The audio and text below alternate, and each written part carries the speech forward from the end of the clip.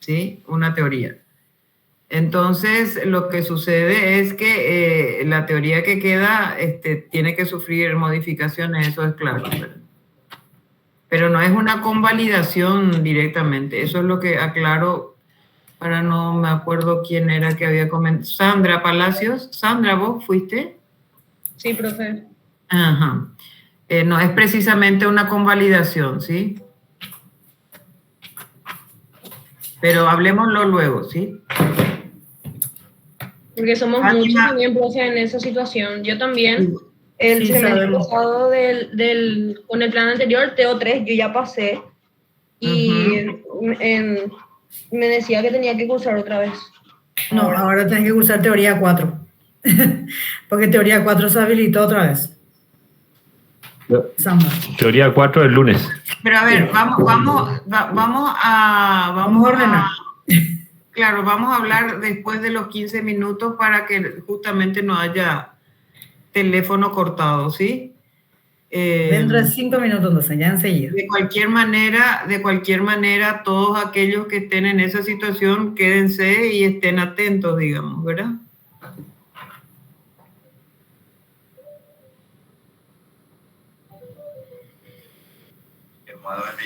Nos pidió un favor por su trabajo de fin de año, en su facultad. Juliana, Juliana, tu audio. Tu micrófono está encendido. Estamos escuchando conversaciones que a lo mejor no debemos escuchar.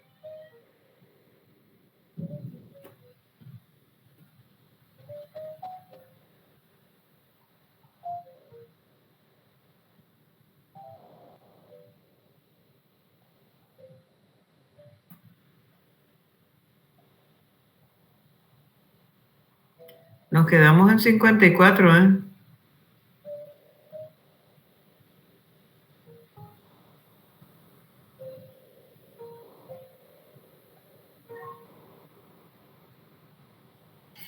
¿eh? Sí, Wilfredo, si vos pasaste de teoría 2, por supuesto corresponde teoría 3, ¿sí? Estás bien vos. Hasta ahora Gabriel Contreras, Santiago Escobar y Fátima Agüero son los que en principio no tendrían que estar haciendo teoría 3, digamos, ¿verdad? Sandra Palacio también, profe. Perdón, Sandra Palacio, sí, lo que pasa es que estoy leyendo los mensajes y entonces Héctor Vázquez también. Sí.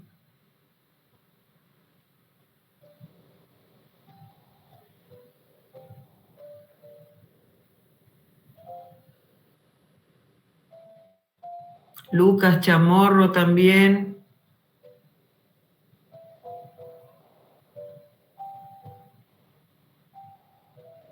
Ana Velázquez también.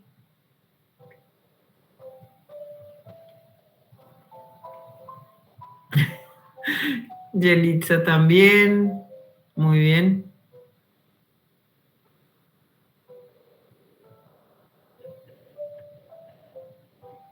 Bueno, dentro de 2 minutitos vamos a empezar a aclarar las cosas, ¿sí? Nicole Cortesi. Bueno, todos aquellos que hayan pasado teoría 3, digamos, ¿verdad?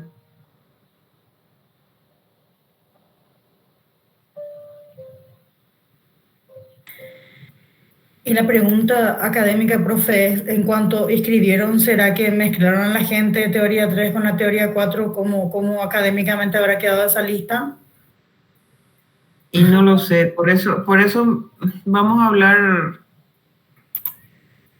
después de los 15 minutos para ver un poco los bemoles, porque bueno, ellos nos van a decir cosas seguramente y con eso también a lo mejor podemos orientarlos nosotros, ¿verdad? Pero los hechos los hechos son uno.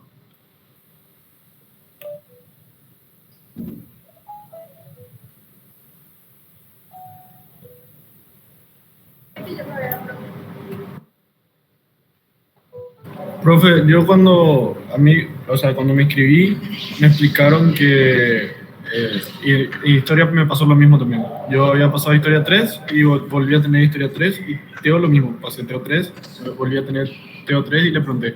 Y me dijeron que no me guié por el nombre porque ahora Teo 3 es lo que vendría a ser Teo 4, entonces yo estoy cursando bien, supuestamente. Bueno. Yo pasé todo el tema. O sea, que en la inscripción... Vamos a dar la información que nosotros tenemos, que tampoco es información oficial. Por eso les digo, tuvimos una serie de inconvenientes, es más, en principio hasta dudábamos si dábamos la clase hoy, pero bueno, de cualquier manera, siempre es bueno empezar y vamos viendo un poco cómo se presenta la situación, ¿verdad? Ya es I15, profe. Profe, ya es en 15. Igual bueno. yo quisiera aclarar de que voy a seguir admitiendo por ser el primer día. Yo no tengo problema en seguir admitiendo a la gente que va llegando, pero poder empezar nomás la clase, profe. Bueno, vamos a empezar por esto de los 15 minutos, porque esto es importante que lo sepan desde el principio. De hecho, los que ya cursaron teoría 3 lo saben. Damos 15 minutos para que puedan acceder todos, es suficiente tiempo. Si fueran más de 100, de hecho, abrimos o habilitamos dos aulas y entonces 15 minutos es absolutamente suficiente para que todos puedan ingresar, ¿sí?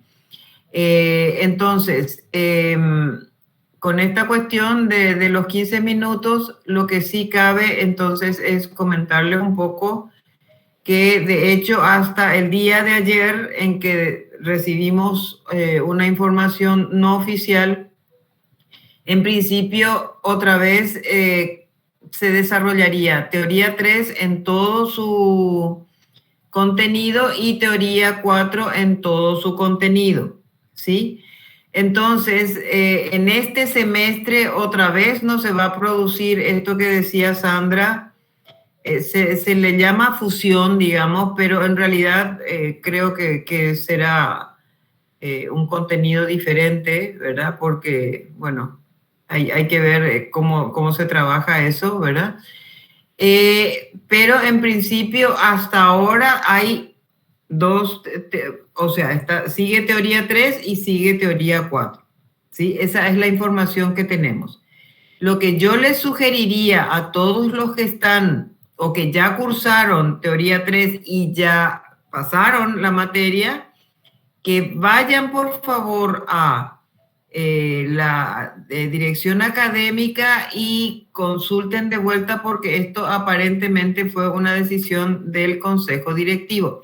Insisto, nosotros no tenemos información oficial y tampoco, digamos, queríamos dejar de iniciar la clase porque siempre eso es sino un tiempo perdido, digamos, y no es mucho el tiempo que tenemos de cualquier manera para el desarrollo, ¿sí? No sé si alguien quiere hacer algún comentario porque, digamos que más que esto no podemos decirles y la recomendación sería que verifiquen la situación en la dirección académica y supongo que en el interín nosotros mismos recibiremos una notificación oficial, digamos. Hasta ahora no tenemos una notificación oficial, ¿sí? ¿Comentarios? No, profe, gracias. Bueno, entonces los que estén en esa situación, si quieren pueden quedarse, si no, pueden retirarse, ¿sí? Bueno, y por otro lado, para aquellos que van a cursar por primera vez la materia, de nada, Santiago, lo que van a cursar por primera vez la materia, quiero presentar un poco a quiénes somos, ¿verdad? Está la arquitecta Liz Rosalba Cuenca. Si te puedes mostrar. Sí, mucho gusto, bienvenida. La profe Alexandra Zárate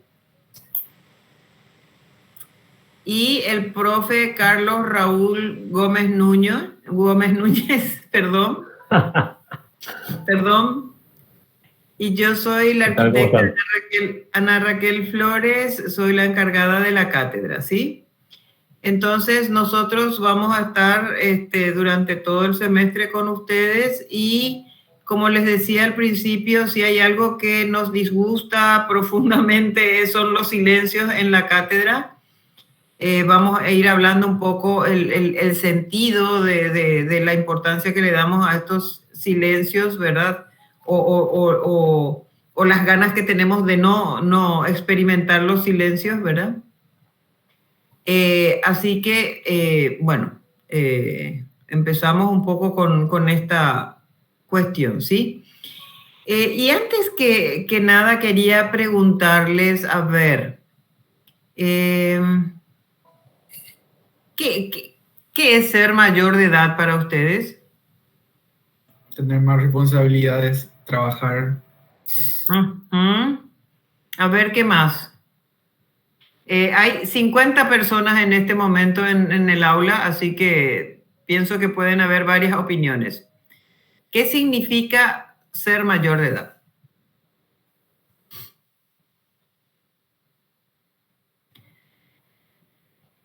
¡Wow! Debería estar explotando la plataforma en este momento. ¿Ustedes saben desde los cuántos años uno es mayor de edad? Muy bien. ¿Y alguno de ustedes tiene menos que 18 años?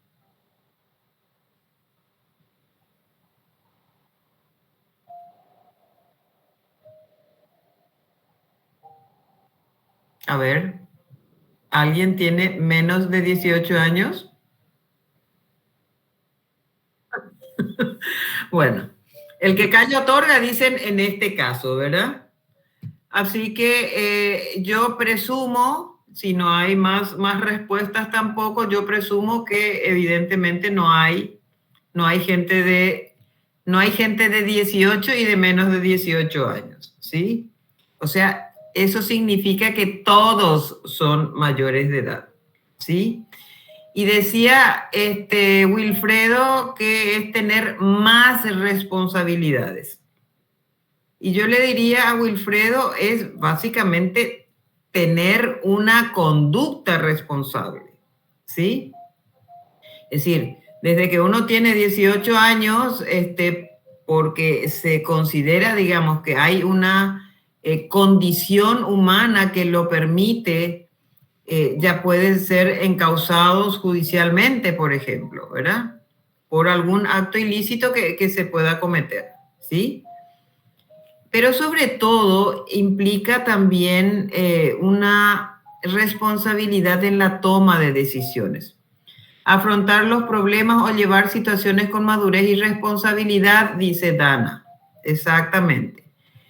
Y resulta que en este contexto, y como les decía, el tema de las decisiones, son muchas decisiones de vida, ¿sí?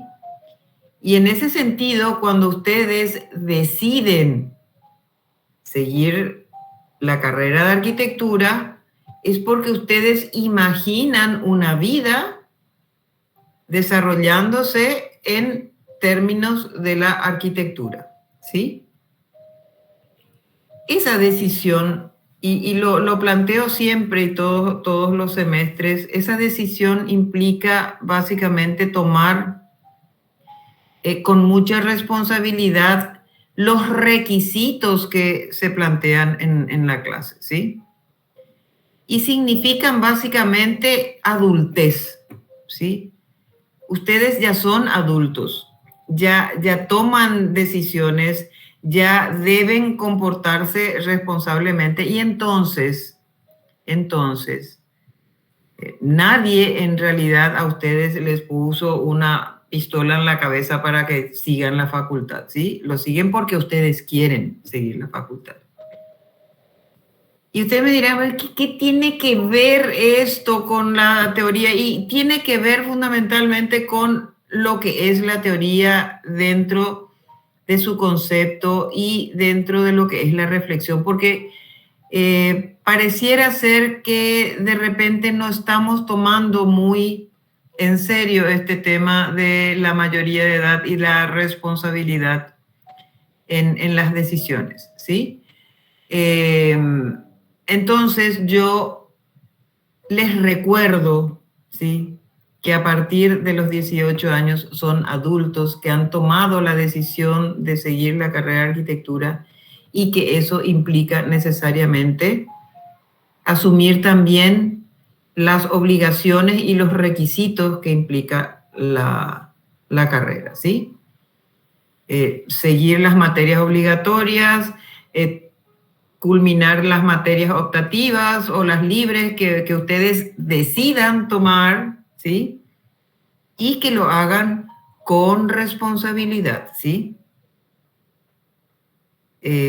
Aquí, de hecho, lo que está en juego es el futuro de ustedes y en ese sentido es muy, muy importante que también asuman esa responsabilidad en términos de lo que puede llegar a ser la vida de ustedes, ¿sí?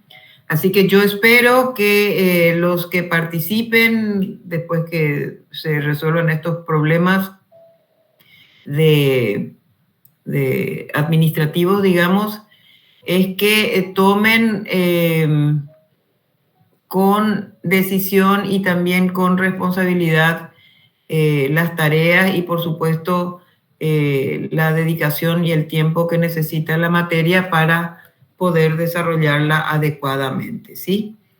Bueno, y entonces lo que vamos a hacer hoy va a ser como una introducción a lo que sería, digamos, la materia, ¿sí? Entonces yo voy a presentar el PowerPoint, ¿sí? ¿Todos están viendo? Se ve. Bueno. Ahora sí voy a apagar la musiquita, ¿sí? Para evitar perturbaciones. Bien. Entonces, a ver, voy a llamar un poco, un ratito, por favor. A ver. Aramí Agüero. ¿Estás, Aramí? Sí, profe. Muy bien. Aramí, ¿podés leer, por favor, el primer párrafo que está en la pantalla? Sí, profe. Teoría. Construcción intelectual lógica, desde una observación, reflexión, experiencia, axioma o postulado, cuya función es afirmar bajo qué condiciones se desarrollarán ciertos supuestos. Ejemplo, pared de ladrillos nivelada. Ok.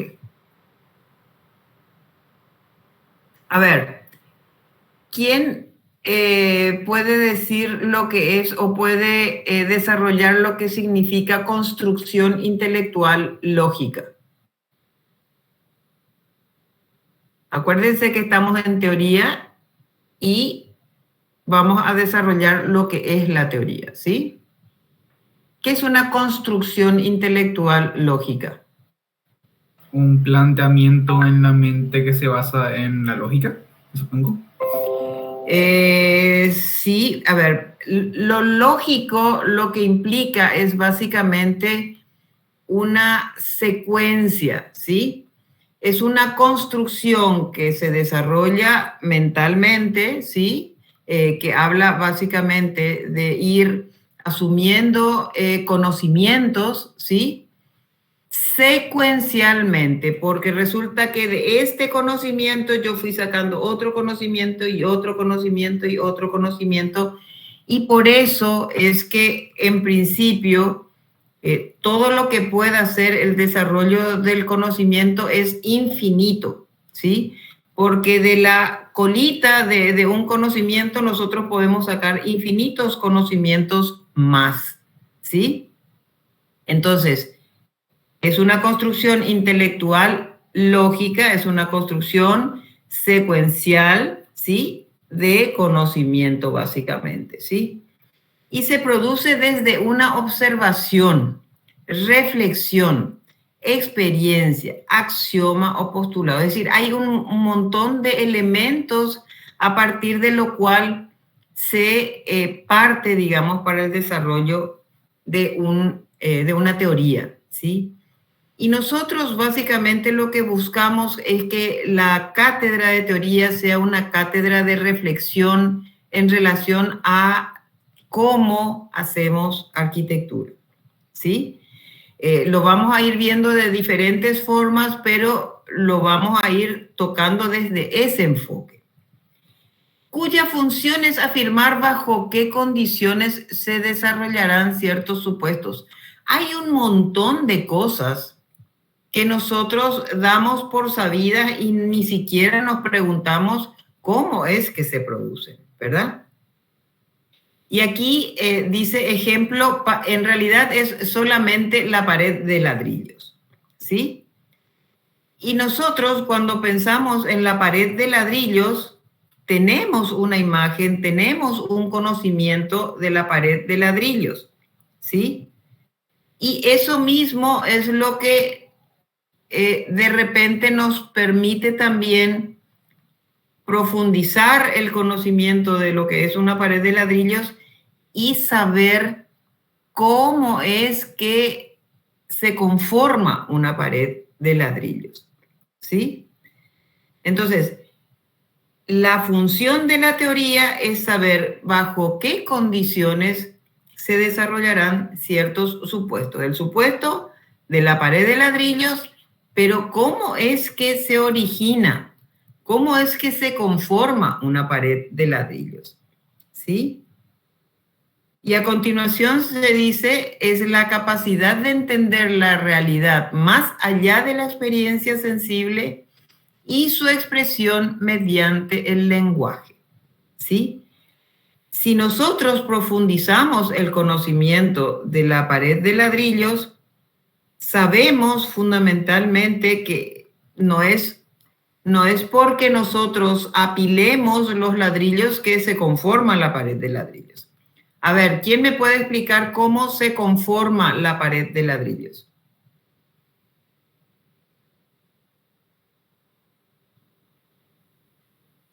A ver. Se conforma formando básicamente un aparejo. Un aparejo, ok. ¿Y cómo se conforma el aparejo? Se van apilando los ladrillos en ciertas posiciones, dependiendo de qué es lo que se quiere conseguir, y se le aplica también lo que es el cemento. El mortero. El mortero.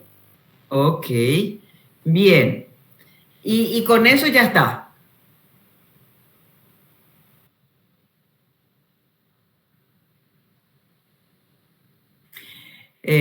Resulta que aquí cuando se habla de la capacidad de entender la realidad más allá de la experiencia sensible, es decir, cuando nosotros vemos la pared, en realidad no nos preocupamos de un factor importantísimo para que se pueda levantar la pared y que esa pared no se caiga, y que tiene que ver con la nivelación, ¿sí? Si la pared no está nivelada, pues sencillamente se deformará y puede incluso colapsar, ¿sí? De cualquier manera, tampoco será un elemento suficientemente seguro como para poder utilizarlo, ya sea como simple cerramiento o como sostén, digamos, de alguna otra estructura, ¿sí? Esta capacidad de entender más allá nos cuenta a nosotros o nos permite a nosotros darnos cuenta que nosotros necesitamos hacer este apilado de aparejos que decía Iván, ¿verdad? Pero que tiene que haber un proceso de nivelación, porque si no, simplemente esa pared puede fallar, ¿sí? Y eso se explica a través del lenguaje.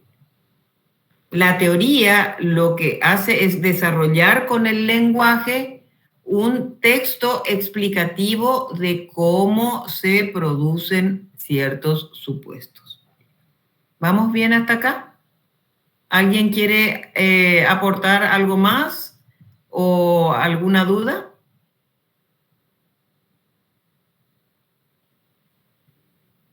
Bien, entonces partimos de la base que la teoría, siendo reflexión, que es el énfasis que queremos darle en esta cátedra, vamos a desarrollarla también en ese mismo sentido, ¿sí?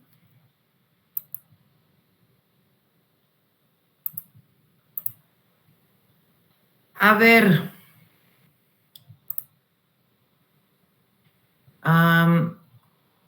David Parris, ¿está? Sí, bro. A ver, David, ¿podés leer lo que dice en la pantalla ahora? Muy bien. La cátedra de Teoría de la Arquitectura 3 es la esfera de exposición de conceptos y reflexiones teóricas sobre la arquitectura para proporcionar al estudiante las herramientas, medios que permitan la profundización del análisis y su intervención en la realidad edilicia del contexto urbano territorial, así como el desarrollo de su pensamiento crítico. Ok. De hecho, la arquitectura no es solamente, digamos, una pared, sino todo un conglomerado estructural que también está vinculado al medio ambiente. Y entonces, ese fenómeno produce otros fenómenos que en algunos casos puede ser sumamente destructivo, ¿sí? Lo que nosotros pretendemos en esta cátedra es justamente poder llegar a una reflexión que entonces cuando nos llegue el momento de ejercer la profesión, nosotros tengamos el criterio, ¿sí?, que nos permita llevar de la mejor manera posible nuestro trabajo, ¿sí? ¿Algún comentario, algo que quieran agregar a esto que estamos diciendo? ¿Los profes quieren agregar alguna cosa?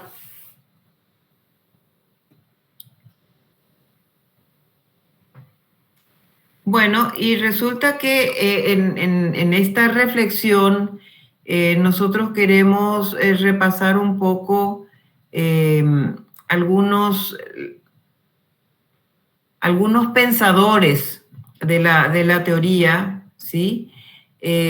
Porque a partir de ellos también se han generado conceptos, se han generado criterios de actuación, y es importante que ustedes tengan, digamos, una diversidad de posiciones en relación a cómo debe llevarse adelante la arquitectura, ¿sí? Importante, no confundir historia con teoría, ¿sí? Básicamente, la teoría se piensa, ¿sí? Y la historia es un relato de lo que ha sucedido en algún momento dado de nuestra existencia, ¿sí? O de existencias anteriores. Entonces, lo que nosotros vamos a ver ahora es justamente de qué manera el pensamiento de ciertos arquitectos o profesionales relacionados a la arquitectura han ido generando elementos que nos proporcionan criterios para abordar la profesión, ¿sí? Y en este sentido podemos mencionar a Walter Gropius, que imagínense, él era arquitecto, hijo y nieto de arquitectos, así que tenía una altísima, larguísima tradición de hacer arquitectura, y eso mismo habrá generado también en él esta disposición a la reflexión para ir generando lo que sería la Bauhaus, una de las escuelas de arquitectura más importantes, ¿sí? Y teniendo como norte, como orientación, la expresión, la forma sigue a la función, ¿sí? Y Walter Gropius decía, ¿cuánto sigue? A ver, Florencia Carrillo, ¿estás? Sí, estoy, profe. ¿Podés leer el primer recuadro, por favor? Sí. El verdadero instrumento de la arquitectura, más allá de todos sus tecnicismos, es el espacio. El espacio limitado, abierto o cerrado, es el medio en que se desenvuelve la arquitectura. La relación adecuada entre las masas de la edificación y los vacíos que ellas encierran es esencial en arquitectura. A ver, ¿quién puede...? Hasta ahí, Florencia, gracias. A ver, Iván ya habló, a ver, Matías. Matías Pineda. Hola, ¿Estás? profe. ¿Qué tal, Matías? ¿Cómo estás? Bien, profe. A ver, ¿qué te dice eso que leyó recién Florencia?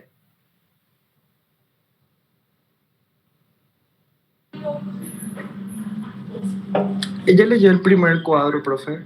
Sí, señor, así mismo.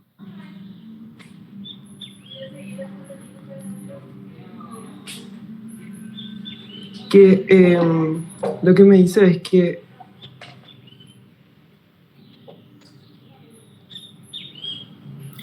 no importa los... ¿Qué pasa, profe? Que no te inhibas, digo. Que, o sea, según yo, que no importa la forma en que se construya, ni, o sea, que no se preocupe la parte técnica, o sea, por eso dice tecnicismo, sino más allá de eso, lo que transmite ese espacio. Uh-huh. Bueno, en realidad no es que soslaye la cuestión técnica porque es básica para la conformación espacial, ¿sí? Lo que dice él es que en realidad muchas veces se antepone la cuestión técnica a la cuestión del desarrollo espacial, y lo que reivindica él es que justamente más allá de los tecnicismos también es posible desarrollar la cuestión espacial de la arquitectura, y que eso es lo importante o lo característico, digamos, de la disciplina, ¿sí? David Parris, ¿estás? Sí, profe. ¿Podés leer el siguiente recuadro, por favor? Dale. El manejo imaginativo del espacio expresa las cualidades artísticas de un diseñador, pero este será incapaz de dar muestras de su imaginación a menos que denomine las técnicas, procedimientos, saberes necesarias. Desarrollad una técnica infalible y luego poneos a merced de la imaginación. Ok. A ver, Pablo Olmedo, ¿estás? Hola, profe. Sí, estoy, profe. ¿Qué te dice este siguiente párrafo? Me dice que la imaginación del diseñador de alguna manera está en función a las cualidades técnicas o las capacidades técnicas que éste haya adquirido para poder desarrollar esa imaginación. En otras palabras, necesitamos de esos saberes para poder dejar fluir la imaginación de alguna manera. Correcto, correcto. Que es un poco el complemento de lo que veíamos en el primer párrafo, ¿verdad? Sí, me parece que sí. Cómo en realidad es indispensable tener una técnica constructiva para poder justamente desarrollar el aspecto espacial de la arquitectura, ¿sí? Bruno Sevi. Bruno Sevi es arquitecto y crítico de arte, ¿sí? Tiene una obra muy importante que es Saber ver la arquitectura, que es un ensayo sobre la interpretación espacial de la arquitectura, ¿sí? Y él decía lo siguiente, a ver, Sandra Palacios. ¿Podés leer? ¿Está Sandra, perdón? Sí, claro que está Sandra. A ver, Sandra, o se fue ya. Hola, profe. Desde todo edificio, Exacto, sí. Todo edificio colabora en la creación de dos espacios. Los espacios internos definidos completamente por cada obra arquitectónica y los espacios externos o urbanísticos que están limitados por cada una de ellas y sus contiguos. El espacio en sí, a pesar de ser el sustantivo de la arquitectura, no basta para definirla. Que el espacio sea el protagonista de la arquitectura resulta en el fondo muy natural, ya que la arquitectura no es tan solo arte, sino solo imagen de vida histórica o de vida vivida por nosotros o por los demás. Es también, en primer lugar, el ambiente, la escena en la cual se desarrolla nuestra vida. Todo edificio se caracteriza... Hasta ahí nomás, por favor. Ok. A ver, que este pensamiento de Bruno Sevi se complementa bastante, digamos, con lo que veíamos anteriormente, ¿sí? Con Walter Gropius. Y de hecho, él como que afina, digamos, la reflexión y nos habla fundamentalmente de espacios internos, de los espacios externos que también hablábamos antes, ¿sí? Y sobre todo, esos espacios en los que es capaz de aparecer un montón de cosas como, por ejemplo, la cuestión histórica, como, por ejemplo, el relacionamiento con el ambiente, ¿sí? Pero sobre todo, la cuestión de la vida de la gente. ¿Cómo les parece que este pensamiento de Bruno Sevi se encuentra actualmente con la producción de espacios tan pequeños en lo que son las unidades habitacionales que actualmente se encuentran en el mercado?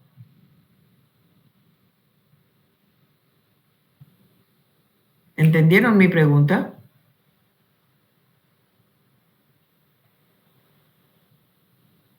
Hola, ¿hay alguien por ahí? ¿Puedo repetir, profe?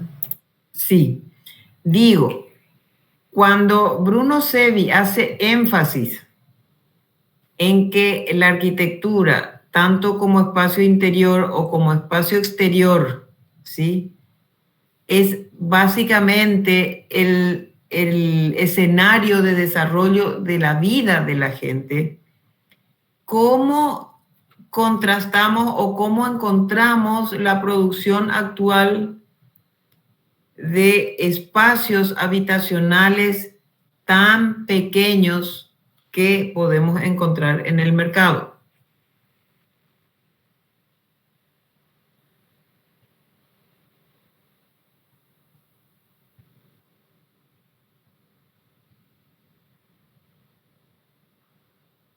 Si no están de acuerdo con lo que les digo, pues lo pueden decir también, ¿eh? Y analizamos eso.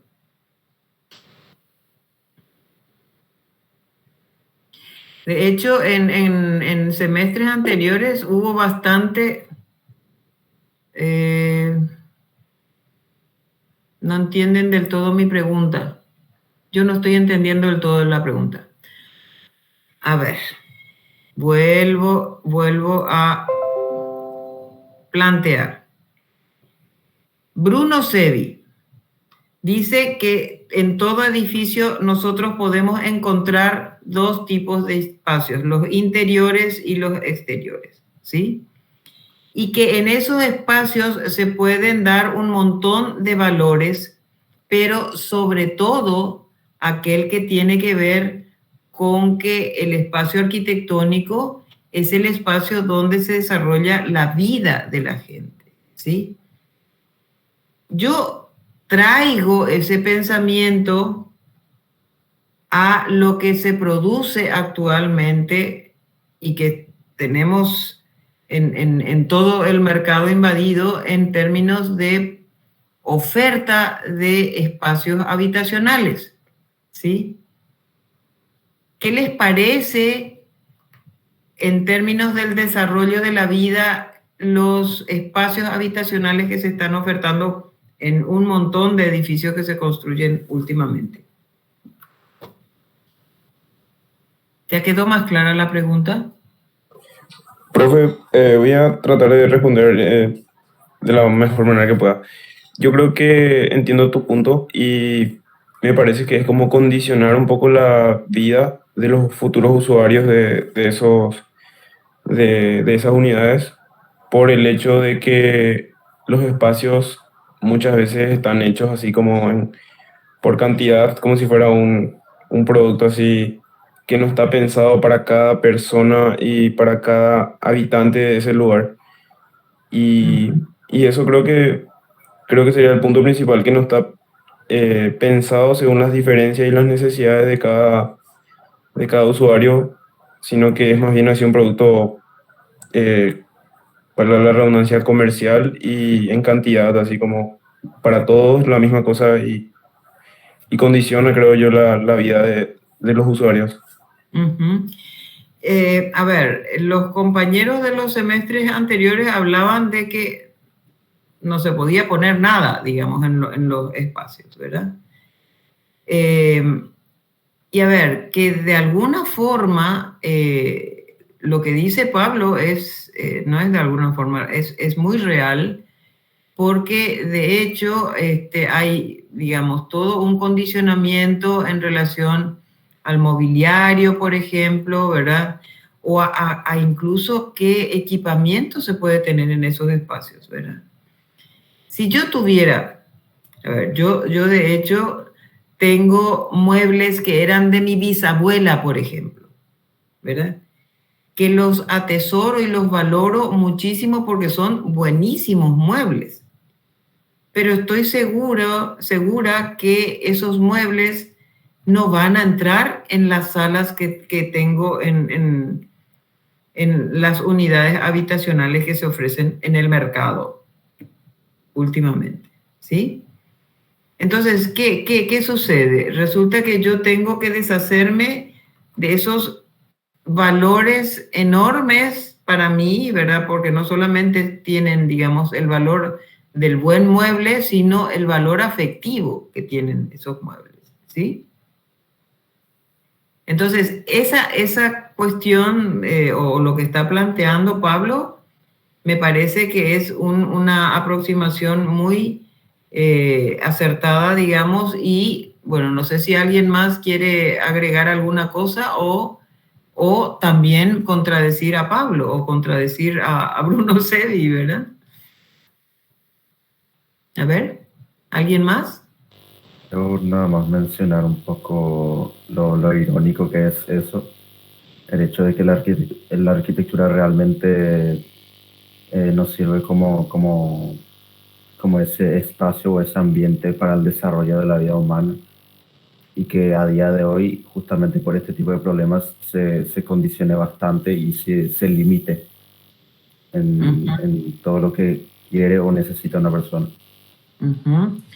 Bueno, porque durante mucho tiempo se habló o se hablaba, digamos, de que el arquitecto debería dar respuesta a las necesidades del cliente, ¿verdad? Pero resulta que cuando uno ya tiene, digamos, una propuesta, ¿verdad?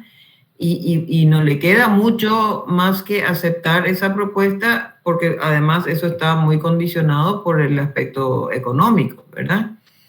Entonces, definitivamente ahí empezamos como a fallar o a no cumplir, digamos, los preceptos que durante muchísimo tiempo se plantearon para el desarrollo de la arquitectura, ¿sí? Para reflexionar, ¿sí? Para reflexionar. Todo edificio se caracteriza por una pluralidad de valores económicos, sociales, técnicos, funcionales, artísticos, espaciales y decorativos. O sea, cuando nosotros tenemos definitivamente una obra arquitectónica, en esa obra arquitectónica hay un montón de valores que pueden estar o sobredimensionados o infradimensionados, digamos, ¿verdad? En este caso, la cuestión del valor económico, porque a lo mejor con menos dinero conseguimos mejores condiciones, los sociales que tienen que ver con la posibilidad incluso de que la gente pueda desarrollar su vida en ese espacio, los aspectos técnicos en términos de que sea un espacio vivible, que no genere problemas para el usuario, los funcionales que están muy relacionados con lo anterior, artísticos que tienen que ver quizás con la forma del espacio y asimismo todo lo que tenga que ver con su dimensionalidad y las líneas, digamos, de estética que puede tener este espacio, ¿sí? ¿Algún comentario? Bien, pasamos a Rem Koolhaas.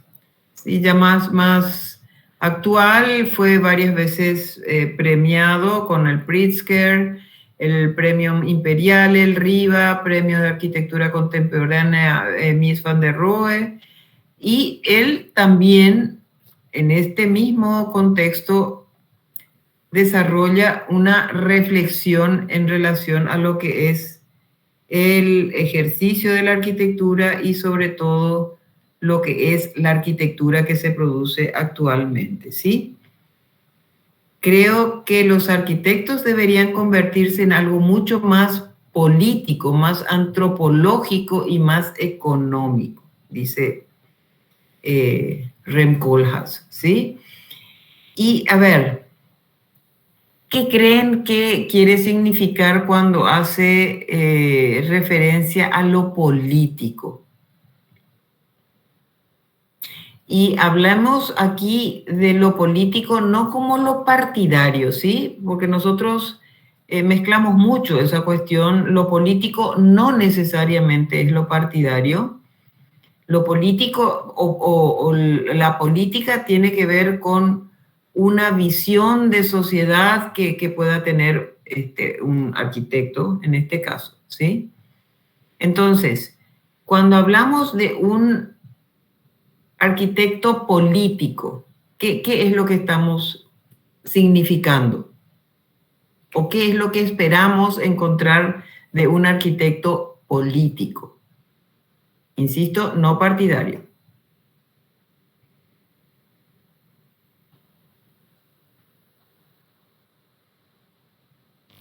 Sería tal vez un arquitecto que transmita una idea o esté de acuerdo con una idea o concepto.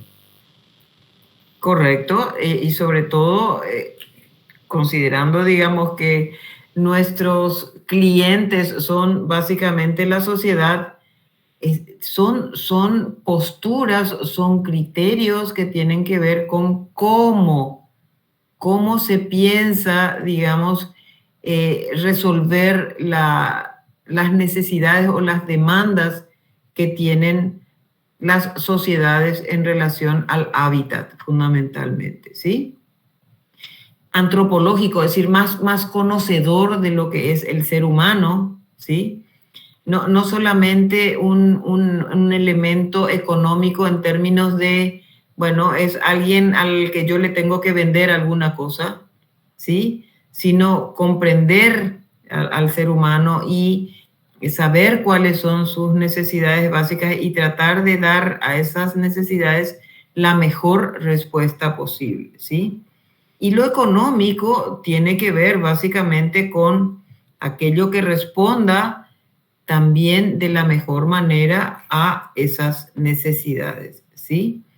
Entonces, como ven, es una posición ya de por sí contundente, la de Rem Koolhaas, que nos lleva a reflexionar cuál es nuestra actitud como profesionales arquitectos frente a lo que sería el ejercicio profesional y la producción profesional en relación, digamos, a lo que vamos desarrollando en obras.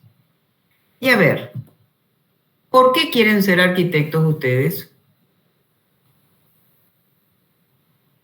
Escucho ofertas.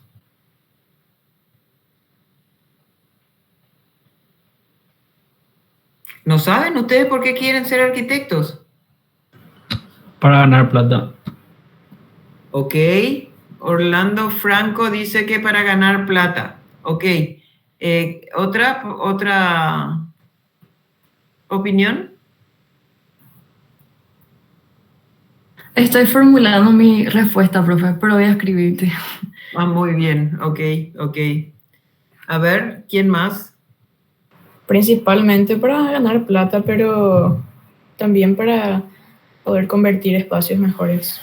Convertir espacios ya existentes en espacios mejores. Ujú. Después, ¿qué más?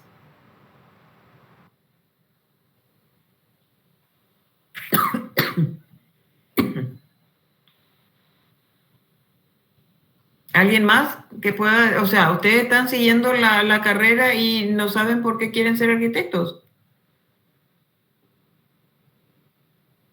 Están casi en la mitad de la carrera ya.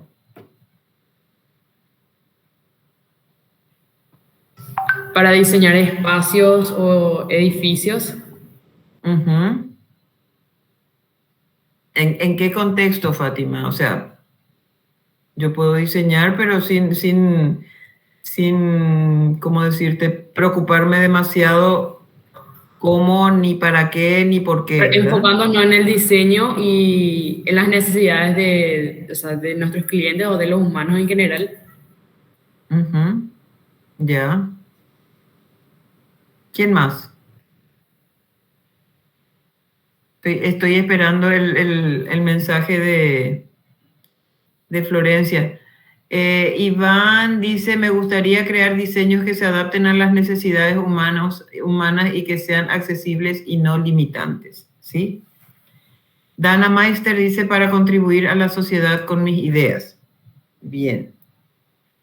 Mientras Florencia nos responde, yo les diría que ciertamente se pueden dar, digamos,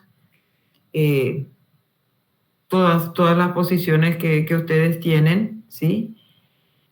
Solamente que resulta que cuando solo pensamos en ganar dinero con la arquitectura, en realidad estamos corriendo el riesgo de cometer una serie de errores en relación a lo que tiene que ver con, ¿cómo decirles?, con la calidad del ambiente en el que nosotros construimos, ¿sí? Por decirles, quienes construyeron el World Trade Center o todos los edificios que están sobre la Avenida Santa Teresa, probablemente querían ganar dinero, digamos, ¿verdad? Pero no se ocuparon, por ejemplo, de garantizar que toda la inversión que iban a hacer allí estuviera considerando, por ejemplo, un buen desagüe pluvial, ¿sí? Y resulta que en esa zona, en la zona de Santa Teresa, hay una cantidad enorme de edificios que implican una también cantidad enorme de inversión, que cada vez que llueve o que tenemos una de nuestras tormentas, se inunda, ¿sí? Y se inunda porque justamente no se ha previsto esta necesidad de tener, digamos, un buen sistema de desagüe pluvial, ¿sí? Y esto de alguna forma afecta, por supuesto, a lo que ha sido esa inversión. Porque finalmente la gente no quiere vivir en un lugar donde se inunda, ¿sí? Entonces, si bien, digamos, la arquitectura puede ser un buen instrumento para ganar dinero, también es un instrumento que requiere de esta responsabilidad que hablábamos al principio, ¿sí? La responsabilidad sobre todo de contribuir a las condiciones de habitabilidad de un sector y no precisamente de destruirlo, por ejemplo, ¿verdad? Por otro lado, tiene la arquitectura, y eso es tan importante que lo tengan en claro, la arquitectura tiene un espectro muy amplio de desarrollo, ¿sí? Podemos hacer arquitectura social, por ejemplo, en instituciones del Estado, o podemos hacer arquitectura paisajística, ¿sí? O podemos hacer investigación, ¿sí? Entonces, hay un enorme espectro de posibilidades que presenta la arquitectura en términos de su desarrollo, ¿sí? A ver, dice Florencia, Dana, dijimos, Elías dice, para hacer realidad espacios que puedan ser funcionales y confortables para las personas. Florencia dice, porque nosotros los arquitectos nos encargamos de planear el futuro. En mi caso, me considero una persona altruista y estudio arquitectura porque quiero ayudar a una gran cantidad de personas a que obtengan la mejor calidad de vida posible. Y Rolando Franco dice, también para mejorar las condiciones de vida de las personas en infraestructuras. Entonces, definitivamente, cuando nosotros decidimos ser arquitectos, también podemos decidir cuál es la orientación que vamos a darle a nuestro ejercicio profesional, ¿sí? Y les digo que puede haber incluso la docencia, que es la que hacemos nosotros, particularmente yo soy una docente investigadora, entonces hay un amplísimo espectro de ocupaciones que pueden encontrarse en la arquitectura, ¿sí? Pero Rem Koolhaas habla fundamentalmente del espacio basura, ¿sí? A ver, ¿quién puede leer? A ver, Rolando Franco, ¿podés leer, por favor, lo que dice Rem Koolhaas?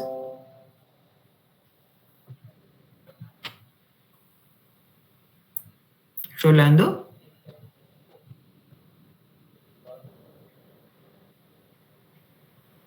¿Qué pasó, Rolando?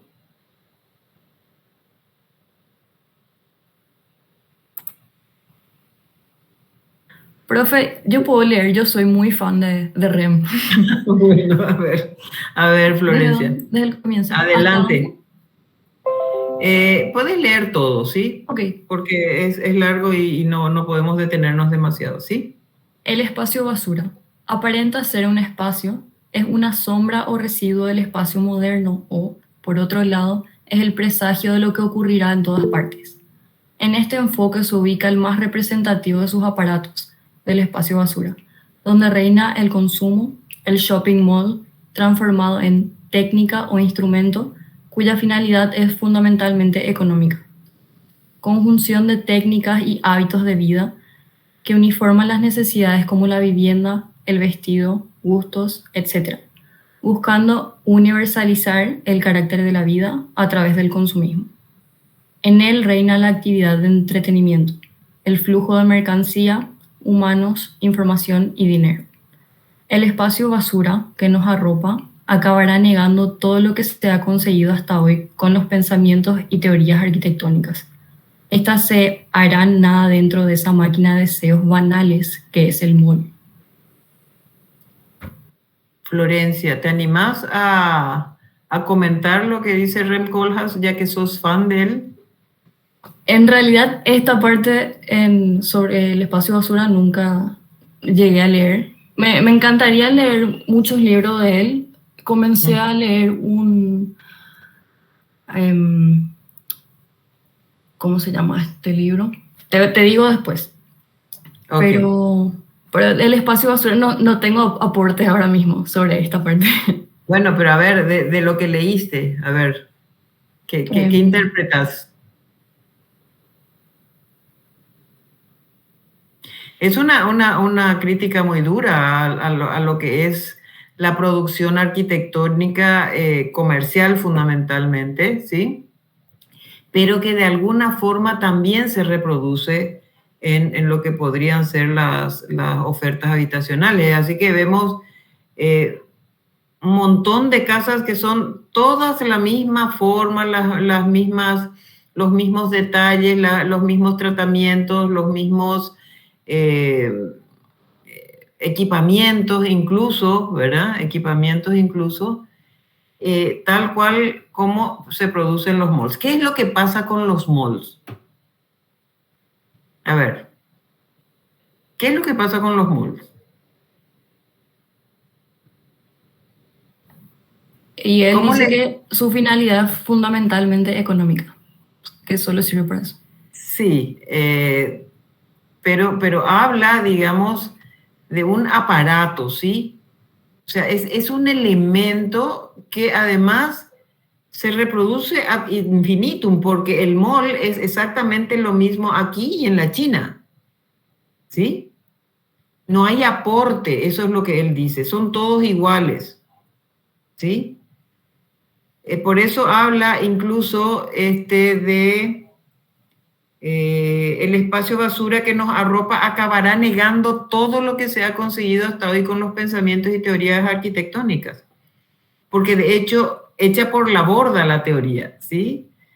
Porque se reproduce aquí en Paraguay, que tenemos un calor insoportable, de la misma forma que se reproduciría en un ambiente que quizás sea, digamos, que tenga mayor necesidad de asoleamiento o mayor necesidad, digamos, de visión o visibilidad, ¿sí? Iluminación. Entonces, hay en ese sentido, y eso es lo que cuestiona un poco Rem Koolhaas, un empobrecimiento de lo que sería la producción arquitectónica, ¿sí? Porque en realidad no hay allí ningún aporte, sino definitivamente una reproducción de algo que es exactamente lo mismo, no solo en términos formales y espaciales, materiales, ¿sí? Sino también en todo lo que es el funcionamiento. Es una receta, ¿sí? Es una receta que se reproduce en cualquier parte, ¿sí? Entonces, eso es lo que cuestiona básicamente Rem Koolhaas. ¿Estás de acuerdo, Florencia? Con lo que dijo, sí, estoy muy de acuerdo con él. Bueno, ok. ¿Alguien más quiere opinar?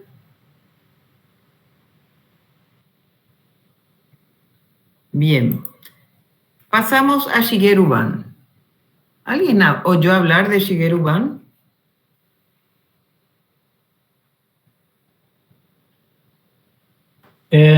Si no pienso mal, no es el arquitecto que trabaja con cartón, más o menos. Así mismísimo, exactamente. Fue premio Pritzker del 2014, ¿sí? Y es un arquitecto muy bien formado y sobre todo muy preocupado de cómo se produce arquitectura en el mundo, ¿sí? Y vamos a ir conociéndolo un poco más. De hecho, me parece que es en ese sentido uno de los arquitectos más políticos, ¿sí? Quizás por eso mismo no sea muy visible su presencia, pero es un arquitecto que tiene una posición muy crítica en relación a cómo se produce actualmente arquitectura. A ver, a Mauricio Vargas. Mauricio, ¿estás?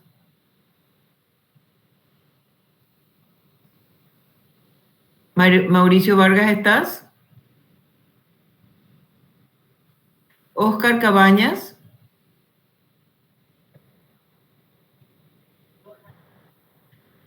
Ricardo Gabriel. Buenas, profe, sí estoy, pero estoy en la calle, no estoy pudiendo hablar ahora. Estoy escuchando, eso sí. Bueno, hace mucho ruido tu micrófono también. A ver, ¿quién más? Lucía Aramí Riveros. Sí, profe. A Lucía Aramí le estoy llamando. Fueron Maya Colmán. Bueno, esta es de las cosas que yo les hablaba al principio de la responsabilidad, ¿sí? Se supone que esta es una cátedra obligatoria y que ustedes deberían estar presentes, y también les decía de lo importante que es la participación, porque en la medida que ustedes participen, también vamos creciendo, ¿sí? Así que, además, a ver, Maya, ¿podés leer, por favor?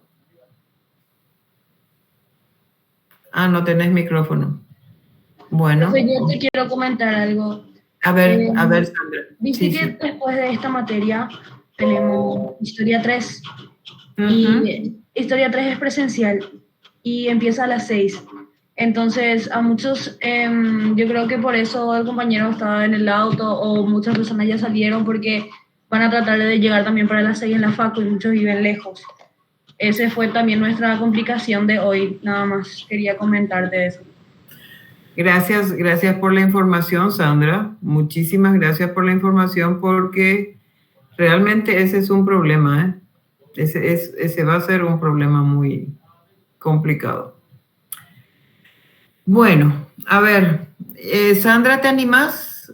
Ya que hiciste el comentario, ¿te animás a leer lo que hace Shigeru Ban? ¿Todo, profe? Sí, todo, por favor. El cobijo es una necesidad fundamental y ofrecer ese alivio es el trabajo de los arquitectos. Pero no he conocido a muchos interesados en el campo. Históricamente, los arquitectos trabajamos para los poderosos. Nuestra arquitectura representa su dinero y su poder. Pero cuando las estructuras de concreto se desmoronan a causa de terremotos y tsunamis, ningún arquitecto ofrece ayuda a los desamparados. Nosotros podemos marcar la diferencia mejorando las viviendas de los sobrevivientes y haciéndolas más cómodas. A ver, ¿alguien quiere hacer algún comentario sobre esto que dice Shigeru Ban? Esto, de hecho, es una entrevista que se le hizo a él, ¿verdad? Pero deja entrever una posición política muy fuerte en relación a cómo se hace o cómo se desarrolla el ejercicio profesional arquitectónico, digamos. ¿Alguien quiere hacer algún comentario?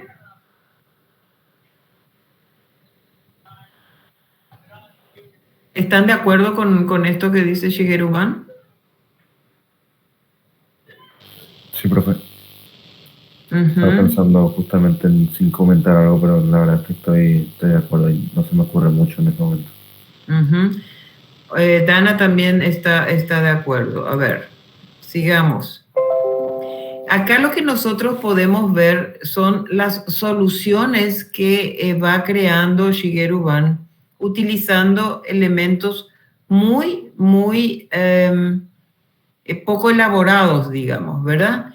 En este caso, esto fue en el tsunami del 2011 del Japón, ¿sí? De Kobe, en donde la gente se quedó sin nada, ¿sí? Entonces, él ideó estos cubículos que vemos aquí. Ustedes ven mi cursor, ¿verdad? ¿Ven mi cursor? ¿Sí? Sí. Bueno, estos cubículos que, como ven, tiene, digamos, un material muy débil, ¿sí? Pero la conjunción cultural de los japoneses ayudó a que esto pudiera servir justamente como hábitat de emergencia para los japoneses en ese momento. ¿Sí? El japonés, que tiene una disciplina, es muy respetuoso de los demás, entonces pudieron encontrar en esta solución la solución que necesitaban en ese momento, ¿sí?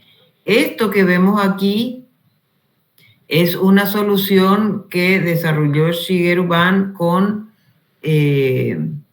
elementos para transportar cargas, ¿sí? Con los containers, ¿sí? Y aquí vemos, esta es una vivienda en el África creada con rollos estos rollos que se usan para los atados de tela, fundamentalmente, de diferentes tamaños que se usaron también en esta iglesia, por ejemplo, ¿verdad? O en escuelas, ¿sí? Entonces, ustedes ven que, digamos, el mismo criterio que utiliza para hacer un refugio como este, lo utiliza en un edificio muy simbólico como una iglesia, por ejemplo, ¿sí? O una escuela también, ¿sí? A ver, Fátima, ¿estás por ahí? Fátima Agüero.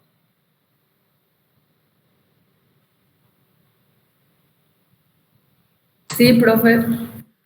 ¿Podés leer entonces lo que está en la pantalla ahora? Sí. Proyectos elegantes e innovadores para clientes privados. Usa el mismo diseño inventivo y habilidoso en sus esfuerzos humanitarios. Es un poco lo que sí, es un poco lo que les mostraba en la diapositiva anterior, ¿sí? Tanto una iglesia como las viviendas, como los cubículos, tienen el mismo criterio, digamos, para su resolución. Sí, adelante. Fátima. Construcciones sencillas, materiales humildes, como el cartón, definen al arquitecto que no minimiza el resultado ni el procedimiento. Correcto. Y les cuento cuál es su secreto, básicamente, ¿sí? Como buen japonés disciplinado, ¿sí? Shigeru Ban estudia el material, ¿sí? Y ve de qué manera ese material puede no solamente mejorarse en sí mismo, aplicando, por ejemplo, productos que lo protegen contra la humedad o los insectos, ¿sí? Sino que también desarrolla la técnica para que esos elementos, a pesar de su fragilidad, puedan adquirir resistencia suficiente para soportar un edificio, ¿sí? Y en ese mismo sentido, también que sean suficientemente versátiles como para que si está, por ejemplo, un pilar que está conformado por 4 caños desechables, ¿sí? Caños de cartón, básicamente. Si uno de ellos se destruye, entonces es fácil de reemplazar, digamos, por uno nuevo sin que eso haga necesario demoler todo el edificio, que es algo que también cuestiona mucho Shigeru Ban, tal como nos va a ir diciendo Fátima. Odia el desperdicio y utiliza lo que está disponible en cada lugar. Ok.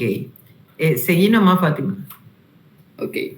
No le gusta el uso superficial de un material. Investiga sus características propias para descubrir otras posibilidades en su utilización. Empezó a usar papel reciclado en 1986 por su bajo costo y demostró que los materiales débiles pueden tener una vida más duradera. Correcto. Y fíjense, estas son otras obras que hace Shigeru Ban, todas con materiales que en principio son desechables, ¿sí? Pero él, a partir del estudio que hace entonces de estos materiales, hace que puedan ser utilizados en importantísimas producciones como las que podemos ver en las fotos, ¿sí? Gracias, Fátima. A ver. Mauricio Vargas. Creo que ya le llamé a Mauricio también. Rolando Franco. Sí, estoy. ¿Podés leer, Rolando? ¿La parte en rojo o cuál? Sí, todo. Joan McDonald es una arquitecta chilena que trabaja justamente muchísimo con los asentamientos precarios. Ella fue ministra de la Vivienda en Chile, así que tiene una enorme trayectoria, digamos, en el trabajo con los asentamientos precarios. Sí, Rolando, perdón, sí.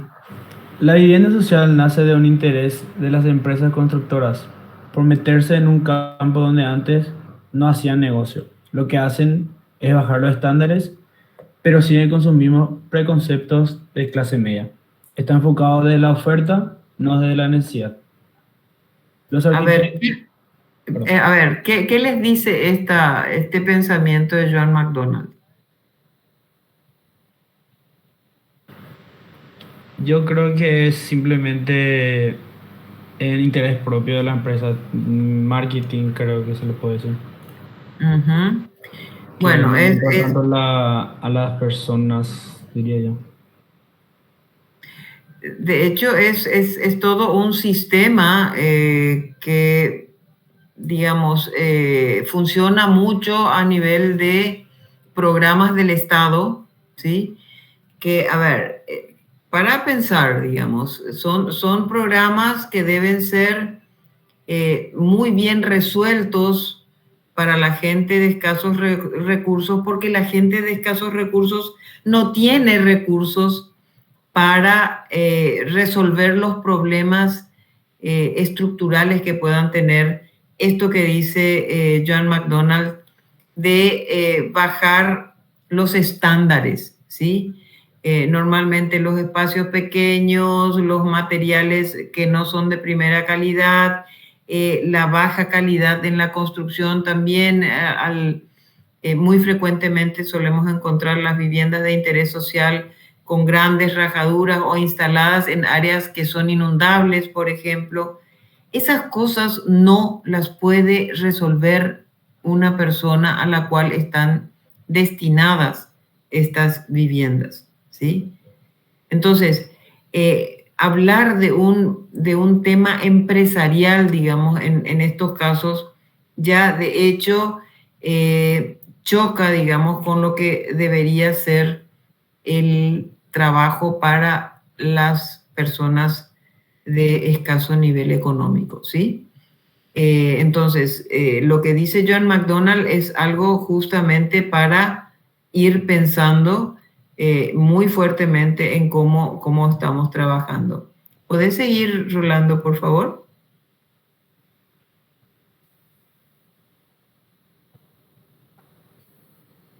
¿Rolando? ¿Se me escucha? Ahora sí, ahora sí. Los arquitectos debemos salir de nuestra torre de cristal, de la especialización de los referentes de la arquitectura occidental. Hay que llegar de la gente a los proyectos y no al revés. Uh-huh. Bueno, aquí lo que Joan significa es que hay, de hecho, una experiencia que sucede como con los malls, ¿sí?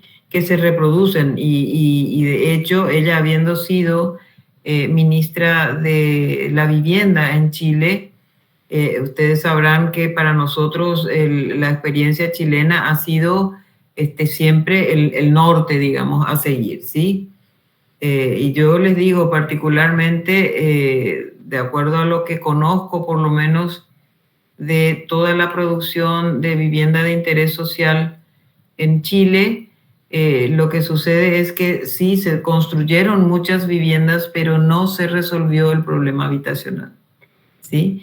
Porque estas viviendas en muchos casos tienen tantos problemas que finalmente siguen siendo, o el problema habitacional sigue persistiendo en los que utilizan, digamos, estas viviendas, ¿sí? Bueno, a José Tocubilla seguramente lo conocen, ¿verdad? A ver, ¿quién quiere leer lo que dice José Tocubilla?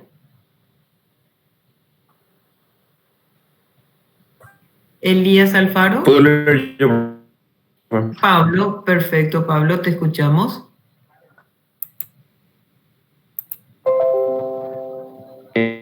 la cruz, no estén alejados de la posibilidad de usar todo lo que tiene lugar con la tierra de una excavación que se transformó en un tajamar para los animales de la familia. Construimos la vivienda para una familia en Pilibebuy.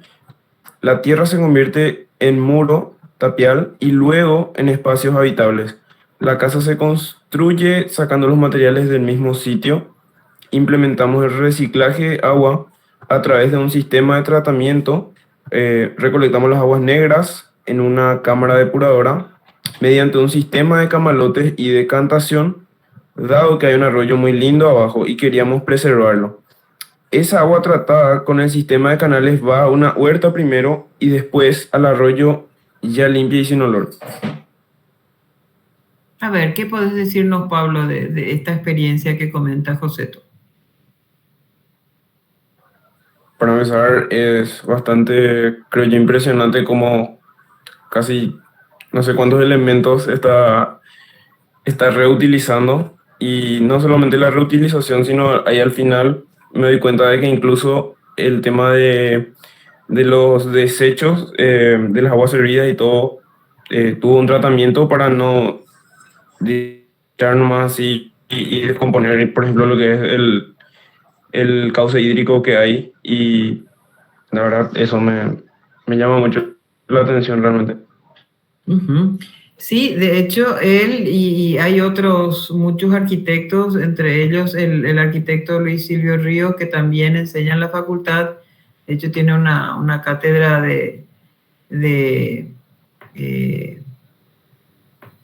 una cátedra de tecnología alternativa, ¿sí? Que desarrolla mucho de estos elementos, ¿sí? Bueno, esto lo que nos muestra básicamente es, fuimos pasando, ya vieron, desde los arquitectos europeos hasta los más locales y por supuesto los nacionales como ejemplo de cómo se va expresando, digamos, la teoría y cómo se van planteando los principios o los criterios para desarrollar la arquitectura, ¿sí? Bueno, a Solano Benítez también supongo que lo conocen, ¿sí? A ver, el objetivo no es construir más ni mejorar el cuadro de ganancias. El objetivo es construir una sociedad mejor, si no estamos perdiendo el tiempo. Esta, de hecho, es una expresión muy contundente de Solano. Ahora, que yo particularmente creo que tampoco nosotros, los arquitectos, podemos erigirnos en solucionadores de la sociedad. Yo no creo particularmente que el arquitecto sea el solucionador, digamos, de una sociedad, ¿sí? Lo que sí puede hacer en todo caso es contribuir a mejorar las condiciones de una sociedad, ¿sí? Cuando yo realizo obras de interés social y lo hago con responsabilidad, ¿sí? Yo profesional arquitecto digo, ¿verdad? En términos de generar un producto que luego no tenga que ser a lo mejor reconstruido por el usuario, entonces estoy generando o estoy contribuyendo a una sociedad mejor. Pero tampoco somos tan, digamos, fuertes que podamos construir una sociedad mejor, ¿sí? De cualquier manera, sí contribuir, y eso me parece que es de por sí ya muy importante, ¿sí? Y bueno, de hecho, la relación del ser humano con el medio lleva a interrogantes, reflexiones y quizás nuevas concepciones del espacio de arquitectura de acuerdo a cada realidad concreta e inmediata. Es decir, en el ejemplo de Joseto Cubilla, nosotros pudimos ver cómo, en principio, el medio en el cual nos desarrollamos nos proporciona elementos. Lo vimos también en Shigeru Ban, cómo él aprovecha incluso los desechos para poder generar soluciones arquitectónicas, ¿sí? Entonces, en esta relación con el ambiente y también en todo lo que tiene que ver con el desarrollo de los acontecimientos, el crecimiento que están teniendo los países, que no necesariamente es un desarrollo, ¿sí? Y eso lo podemos discutir en otro momento, que no está siendo precisamente adecuado, digamos, para la sociedad, ¿sí? De hecho, en el proceso de constante transformación del entorno se producen distintos espacios que traducen la relación del hombre con el medio ambiente natural y construido, el vínculo de la sociedad y el tipo de obra realizada. Bueno, y aquí empezamos a ver un poco lo que decía Shigeru Ban de cómo nosotros somos los traductores del poder, básicamente, ¿sí? Es decir, las obras que desarrollan los arquitectos de alguna forma están traduciendo el poder económico, y en ese sentido también podemos llegar a producir grandes desequilibrios, sobre todo en términos del ambiente. Y asimismo, podemos contribuir a que justamente las sociedades no puedan consolidarse porque, por ejemplo, no tienen dispuestos espacios públicos donde la sociedad pueda encontrarse, donde la sociedad pueda intercambiar, donde la sociedad pueda acordar cuestiones que le interesan, ¿sí? Hoy la teoría de la arquitectura ha de contemplar con cuidado los conceptos de escasez y las dinámicas económicas que generan intensos procesos de ocupación territorial, urbana y rural, antes nunca vistos y que también están generando serios problemas, tal como lo hemos planteado, por ejemplo, en el caso de la Avenida Santa Teresa, ¿sí? El tema de la escasez en lo que tiene que ver, por ejemplo, con el agua dulce, de la cual nosotros somos profundamente dependientes, y digo nosotros los seres humanos, los seres vivos en general, somos absolutamente agua dependientes, y sin embargo es un recurso que, por ejemplo, en nuestro país se desperdicia constantemente, ¿sí? En este momento me encuentro en España, ¿sí? Y hay un montón de comunidades en España que están teniendo serias restricciones del agua, del uso del agua, ¿sí? Porque justamente hay un periodo de sequía muy importante y eso hace que el agua dulce escasee, ¿sí? Lo tenemos en nuestro país también, ¿sí?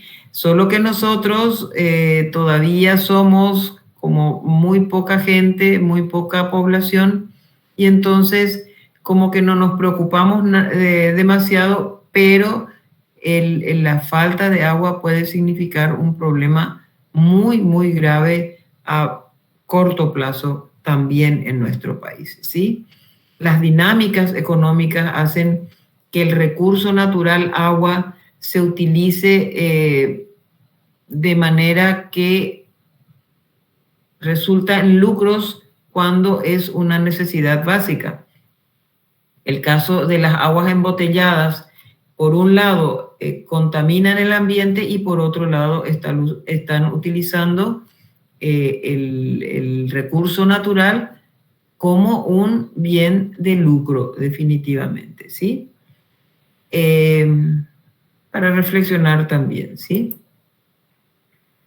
En este contexto, la producción arquitectónica se debe no solo a consideraciones filosóficas, sino también a las urgencias generadas por los procesos de globalización económica y cultural, tecnológica, así como a la consideración del proceso del cambio climático y riesgos urbanos que provocan lugares y sitios de calidad cada vez más comprometida, perdón. De esto mismo vamos a ir hablando a lo largo del semestre, pero como ejemplo tenemos el Burj Khalifa de Dubái, que es un apoteósico elemento arquitectónico, pero que analizando, digamos, todo lo que implica la construcción de ese edificio en un área que también tiene muchas restricciones en términos de agua, por ejemplo, ¿verdad? Podemos estar hablando de un elemento que va muy en detrimento del ambiente, ¿sí? Entonces, ese tipo de edificios que celebramos mucho o porque son muy altos o porque desarrollan una altísima tecnología, sin embargo, no se está analizando cuál es el impacto que producen en su proceso de construcción, ¿sí? Bueno, no sé si alguien quiere hacer algún comentario en relación a todo lo que fuimos viendo en la clase.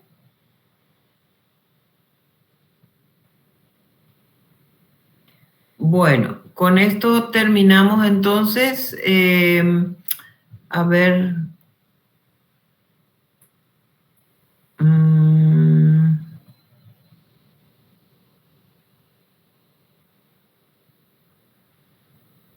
Bueno, los que estén todavía, digamos, y que tengan el problema de cursar teoría 4, por favor, pasen a ver esa situación, ¿sí? Y hagan la aclaración correspondiente. Y a los demás, así como hicimos hoy, les iremos mandando todos los días de clase un mensaje para que ustedes vean cuáles son las condiciones que vamos a tener para desarrollar las clases. A la gente que haya cursado la clase y que no haya completado los créditos, entonces les pedimos que hagan una lista y nos la entreguen, por favor, para que nosotros vayamos viendo cuál es la situación de ustedes, ¿sí? Bien, ¿alguna consulta o algún comentario?